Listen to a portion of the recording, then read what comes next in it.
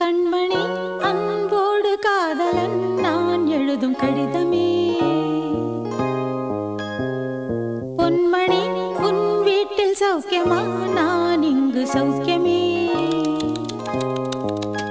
உன்னை எண்ணி பார்க்கையில் கவிதை கொட்டுது, அதை எழுத நினைக்கையில் வார்த்தை முட்டுது. ஓ